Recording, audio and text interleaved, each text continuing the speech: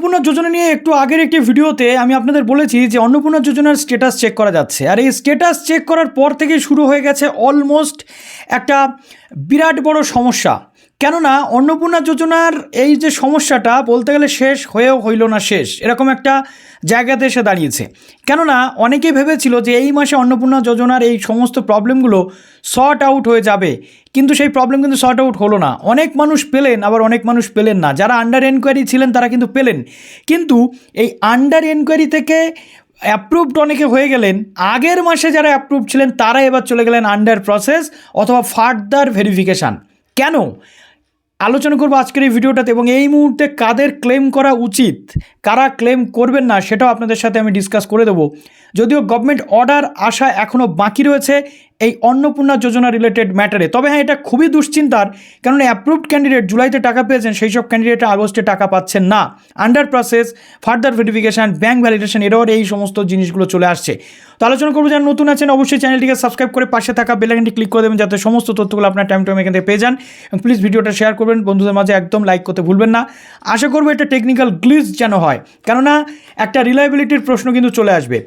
আজকের ডেটে যদি আমরা দেখছি তাহলে গভর্নমেন্ট এমপ্লয়িদের পরিবারের লোকেরা পাবে না। লাস্ট যে ভাষণ এসেছিল সেখানে কিন্তু উল্লেখ ছিল যে গভর্নমেন্ট এমপ্লয়িদের বাড়িতে যারা বোন, দাদা বা দিদিরা আছেন, বিশেষ করে মহিলারা, তারা কিন্তু পাবেন, কিন্তু গভর্নমেন্ট এমপ্লয়ি যদি মহিলা হন নিজে, তিনি পাবেন না। কিন্তু প্রবলেম এখানে অন্যরকম হয়ে গেছে। গভর্নমেন্ট এমপ্লয়ি নন, হাজব্যান্ড গভর্নমেন্ট এমপ্লয়ি বা বাড়িতে অন্য কেউ গভর্নমেন্ট এমপ্লয়ি, তিনি হেড অফ দ্য ফ্যামিলি ছিলেন, এখানে কিন্তু ফর ফার্দার ভেরিফিকেশান দেওয়া হয়েছে, কিন্তু উইথ হেল্ড আছে। উইথ হেল্ড মানে আপনি রিজেক্টেড নন, উইথ হেল্ড মানে আপনি কিন্তু ইনএলিজিবল, সেটা একবারও গভর্নমেন্ট বলেনি, শুধুমাত্র বলেছে আন্ডার এনকোয়ারি গভর্নমেন্ট এমপ্লয়ি, কিন্তু সেই ক্যান্ডিডেট হারসেলফ গভর্নমেন্ট এমপ্লয়ি নয়, এমন অনেক হয়েছে। অনেকে আবার এটাও ভাবতে পারেন যে 3টে রুম গভর্নমেন্ট এমপ্লয়ি বা ইনকাম ট্যাক্সের জন্য ফার্দার ভেরিফিকেশান হয়ে গেছে বা কিছু হয়ে গেছে, এরকমটা নয়। অনেক ক্যান্ডিডেট আছেন যাদের ফার্দার ভেরিফিকেশান এটা স্ট্যাটাস দেখানো হচ্ছে, যারা এখনও টাকা পাননি, জুলাইতে তারা টাকা পেয়েছিলেন, যাদের অ্যাপ্রুভ ছিল তারাও কিন্তু ফার্দার ভেরিফিকেশানে চলে এসেছেন এখন। আমি জানি না এটা ঠিক কোন কোন প্রসেসে হচ্ছে বা কোন জিনিসের মাধ্যমে হচ্ছে, বাট সরি টু সে বলতে বাধ্য হচ্ছি, এখনও পর্যন্ত অন্নপূর্ণার সমস্যা কিন্তু মিটলো না। জেনুইন জিনিস কিন্তু এখানে আমরা মিসিং করে ফেলছি কোথাও, এবং এই টেকনিক্যালি যে ম্যাটারগুলো চলছে এগুলো ঠিক কোন দিকে যাচ্ছে আমার কাছে কিন্তু ক্লিয়ার হচ্ছে না। প্রথম কথা বলি, গভর্নমেন্ট এমপ্লয়ি যারা রয়েছেন তাদের ওয়াইফরা আন্ডার এনকোয়ারি গভর্নমেন্ট এমপ্লয়ি হিসেবে স্ট্যাটাস শো করছে, কিন্তু আবার অনেক জায়গাতে এমন স্ট্যাটাস আমি দেখতে পেয়েছি যেখানে ফর ফার্দার ভেরিফিকেশান বলা হচ্ছে, ফার্দার ভেরিফিকেশানের কোনো রিজন দেখানো হয়নি, অর্থাৎ সেই মানুষটা জানেই না কেন ফার্দার ভেরিফিকেশান। তবে এগুলো উইথ হেল্ড আছে, মেবি আবারও ভেরিফিকেশান হতে পারে, তার পরবর্তীতে দেখা যাচ্ছে এটা ক্লারিফিকেশনের পরে চেঞ্জ হতে পারে স্ট্যাটাস। কিন্তু একমাত্র যে ম্যাটার সেটা আমি বলবো, অনেকে এই টোটাল ইনকাম ট্যাক্স, 3টে রুম, 50 ডেসিমেল গভর্নমেন্ট এমপ্লয়ি না হওয়া সত্ত্বেও বা পেনশন হোল্ডার না হওয়া সত্ত্বেও তাদের অ্যাপ্রুভ থেকে ফার্দার ভেরিফিকেশান চলে গেছে, এটা অত্যন্ত দুঃখজনক। এখন তাহলে আমাদের কী করণীয়? এবার আরও একটা দুটো ম্যাটার আমি দেখাই। জুলাই মাসে অ্যাপ্রুভ টাকা পেয়েছিলেন এবং কদিন আগেও অ্যাপ্রুভ ছিল, সেই মানুষটা এখন আন্ডার এনকোয়ারি বা এনকোয়ারি প্রসেসে চলে গেছেন। তাহলে এই এনকোয়ারি প্রসেস জিনিসটা কি? প্রথমে আমরা দেখেছি রিজেক্টেড, সেখান থেকে আন্ডার এনকোয়ারি থেকে এনকোয়ারি হয়ে যাওয়ার পর 3টে স্টেপ ছিল। একটা হচ্ছে আপনার এনকোয়ারি অফিসার দ্বারা, তারপরে ছিল আপনার যে অফিস দ্বারা, তারপরে ছিল ডিস্ট্রিক্ট দ্বারা টোটাল কমপ্লিট হওয়ার পর লাস্টে চলে যাচ্ছিল এই যে বিকাশ ভবন নারী ও শিশু কল্যাণ দপ্তর সেখানে, এবং সেখান থেকে ফাইনাল ভেরিফিকেশনের পর প্রসেসড হয়ে অ্যাপ্রুভড হচ্ছিল। তাহলে এখন আমাদেরকে ধরে নিতে হবে যারা আন্ডার এনকোয়ারি আছেন তাদের ম্যাটারটা হচ্ছে এই 3টে জায়গা ক্রস করার পরে ফাইনাল জায়গাতে গিয়ে প্রসেসিংয়ে আছেন বলে তারা টাকা পাচ্ছেন না। কিন্তু একটা ক্যান্ডিডেট অ্যাপ্রুভড, সেই অ্যাপ্রুভালের জায়গা থেকে আন্ডার প্রসেসে চলে যাচ্ছে, এটা দুঃখজনক। তাহলে যে ভেরিফিকেশানটা আগে হয়েছে সেই ভেরিফিকেশানটার কি কোনো মূল্য ছিল না? এটা নিয়ে উঠছে প্রশ্ন। ঠিক তেমনিভাবে আমরা দেখতে পাচ্ছি অনেকের রিজন দেখানো হচ্ছে না, অনেকের রিজন দেখানো হচ্ছে। লাস্ট আমরা দেখেছি যিনি রাষ্ট্রীয় প্রতিমন্ত্রী বা আমরা যেটা দেখেছি যে অফিসার যিনি ছিলেন সেক্রেটারি ম্যাডাম, তিনি বলেছিলেন যে ক্লেম তারাই করবেন যারা রিজেক্টেড হবেন বা ইনএলিজিবল, কিন্তু এখানে ইনএলিজিবল বা রিজেক্টেড স্ট্যাটাসও নেই।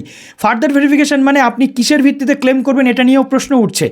যেহেতু ওখানে দুটো অপশান আছে, একটা হচ্ছে আপনার যদি অ্যাপ্লিকেশন ইনকারেক্ট থাকে তবে, আর একটা অপশান যেটা রয়েছে আপনি যদি ইনএলিজিবল বা রিজেক্টেড হন তবে। কোথাও বলা নেই যে আপনি অ্যাপ্রুভড হয়েছেন, পেমেন্ট পাননি, আপনি এই অপশানে টিক করে ক্লেম করতে পারবেন। কোথাও এটা বলা নেই যে আপনার আন্ডার এনকোয়ারি বা এনকোয়ারি প্রসেস আছে আপনি ক্লেম করতে পারবেন। তা আমি বলবো ক্লেম করার জন্য সময় আপনি পাচ্ছেন, একটু কয়েকটা দিন আপনি ওয়েট করে যান, এখন ক্লেম করবেন না। আশা করি গভর্নমেন্ট এই নিয়ে আবারও কোনো ক্লারিফিকেশান দেবে, তার পরবর্তীতে আপনি ক্লেম করুন, কেননা ক্লেমের জায়গাই নেই। সবচেয়ে গুরুত্বপূর্ণ ব্যাপার, কোনো একটা পার্সন দেখা যাচ্ছে গভর্নমেন্ট এমপ্লয়ি নয়, তার পরিবারের কেউ একজন গভর্নমেন্ট এমপ্লয়ি, সেই দিয়ে ফর্ম ফিল আপ করেছিল হেড অফ দ্য ফ্যামিলি, সেই পার্সন সেই মহিলাটি কীভাবে প্রুভ করবে, ডকুমেন্ট বা কী আছে তার কাছে যে সে গভর্নমেন্ট এমপ্লয়ি নয়, তার বেকারত্বের প্রমাণটা সে কীভাবে দেবে, কী সাপোর্টিং ডকুমেন্টস আপলোড করবে, এইগুলো নিয়ে কিন্তু প্রতিনিয়ত প্রশ্ন এখানে উঠছে এবং উঠবেও। তাই ক্লেম তারা করুন যাদের অ্যাপ্লিকেশন ইনকারেক্ট আছে, ইনএলিজিবল বা রিজেক্টেড দেখিয়েছে। উইথ হেল্ডগুলোর আলটিমেটলি কী হবে সেটা নিয়ে উঠছে প্রশ্ন। যদি ক্লেম করতে হয় কয়েকটা দিন পর করুন, আগে গভর্নমেন্টের পক্ষ থেকে কোনো বক্তব্য আসুক, আমরা আপনাদেরকে আপডেট কিন্তু দিয়ে দেবো। সবচেয়ে বড় ব্যাপার হচ্ছে ব্যাঙ্ক ভ্যালিডেশন এরর।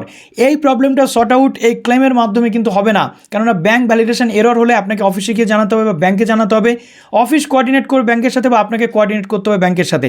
এখানে আপনি ব্যাঙ্ক ভ্যালিডেশন যদি এরর থাকে আপনি কিভাবে ক্লেম করবেন, কেননা অপশান তো দুটো, তাহলে অপশানেরও বেশি দেওয়া দরকার ছিল ক্লেম অ্যান্ড অবজেকশনের ওই সেকশনটাতে। ক্লিয়ার হলো বললাম যে বিষয়টা। তো আপাতত একটু ওয়েট আপনাদেরকে করতে হবে, এতদিন ওয়েট করেছেন যখন। কিন্তু এটা অত্যন্ত দুঃখজনক, কেননা অ্যাপ্রুভড ক্যান্ডিডেট যারা তারা আন্ডার প্রসেস চলে যাচ্ছে। আন্ডার প্রসেসের গল্পটা আমি আপনাদেরকে বলে দিলাম। সব কিছু প্রসেস এদিক থেকে মিটে গেছে, লাস্ট প্রসেসে আপনাদের কিন্তু আটকে আছে। ফাইনাল ভেরিফিকেশান যে জায়গায় রয়েছে সেটা অনেকের আবার ফাইনাল ভেরিফিকেশান পেন্ডিংও আছে। ওকে, তো এই আন্ডার প্রসেসগুলো কবে প্রসেসড হবে সেটা নিয়ে উঠছে প্রশ্ন, কিন্তু ভেরিফিকেশান স্ট্যাটাস যাদের দেখাচ্ছে তাদের রিভেরিফিকেশান হওয়ার সম্ভাবনা, তাই আপনাদের কিন্তু সেখানে ক্লেম করার সেই অর্থে কোনো জায়গা থাকে না। তো চলুন ভিডিওটা এখানে শেষ করলাম, এরপরে যেমন তথ্য আসবে অবশ্যই আপনাদের সামনে নিয়ে চলে আসবো। এখানে অনেক ক্যান্ডিডেট আছেন যারা মিথ্যা তথ্য দিয়েছেন, তাদের অ্যাপ্রুভড হয়ে গিয়ে টাকা পেয়েছেন, কিন্তু 50 ডেসিমেলের বেশি জমি নেই, 3টের বেশি ঘর নেই, 3টে ঘরও নেই, টালির চালে বাস করে, গভর্নমেন্ট এমপ্লয়ি নয়, সেই জায়গাতে দাঁড়িয়ে তাদেরকে ফার্দার ভেরিফিকেশান দিয়ে দেওয়া হলো অ্যাপ্রুভাল থেকে। এবং সবচেয়ে বড় ব্যাপার হচ্ছে আজকের ডেটে দাঁড়িয়ে একাধিক ম্যাটার এমন উঠে আসছে যে ম্যাটারগুলোর কোনো ভিত্তি নেই। তো আর কিছু না বলে পারলাম না। Best of luck.